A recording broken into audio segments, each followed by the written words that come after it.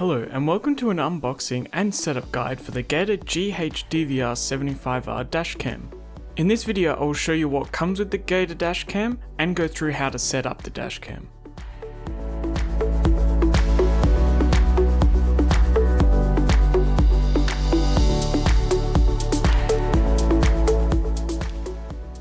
Now let's get to the unboxing.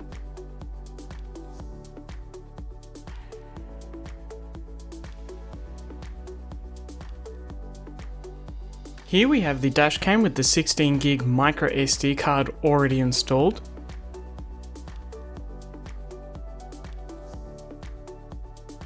Next to the foam insert was the manual.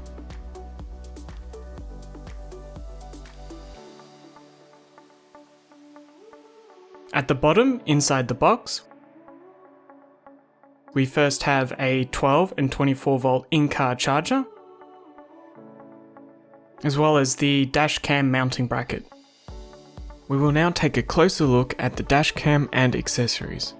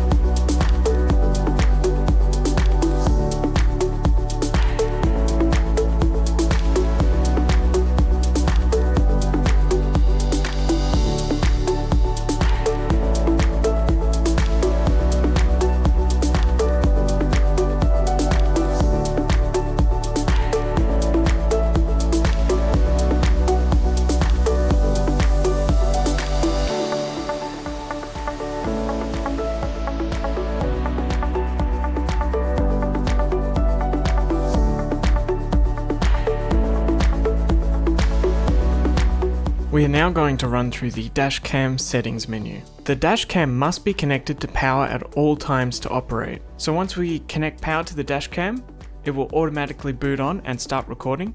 To stop the recording, we would simply press the OK or power button on the side. You need to stop the recording function in order to access the menu. We can open the menu of the DVR by pressing this circular button in the center. This menu button will bring up the settings menu for the current mode, and we can use the M and arrow down buttons to navigate the menu.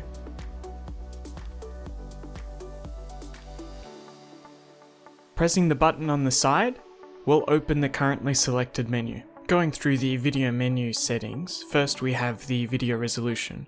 You generally want to leave this at the highest setting available. Next, the loop recording is when it saves a new file every set interval.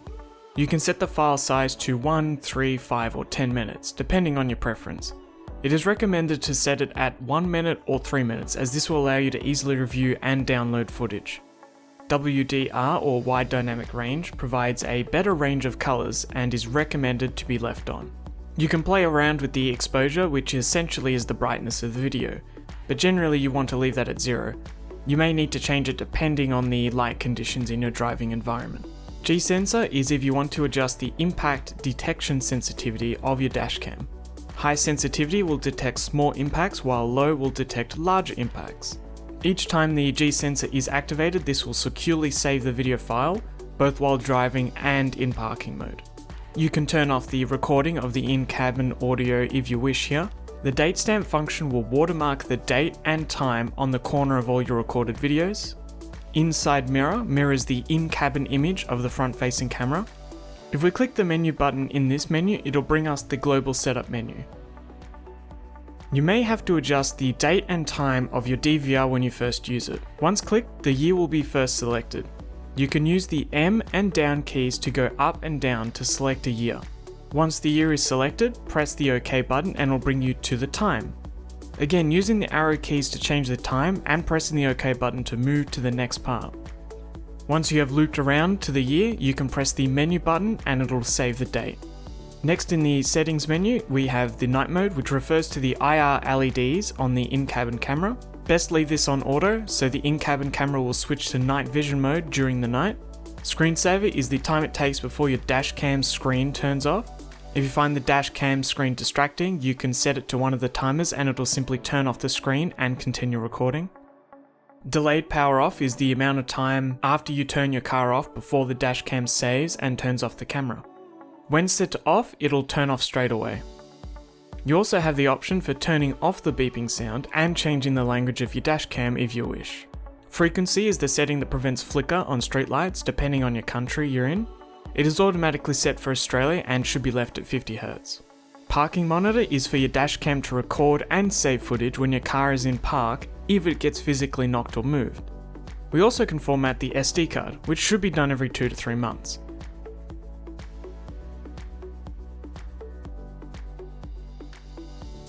And we have an option here to restore factory default settings if you wish.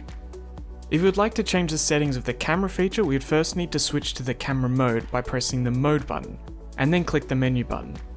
These settings will allow you to change the photo mode specific features such as photo resolution, quality, and capture mode. Now if we press the mode button on photo mode, it will bring us to the playback mode.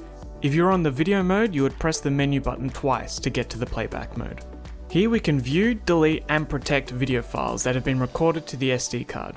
The OK button is used to play back recorded footage, while the menu button gives us the option to protect and delete recordings.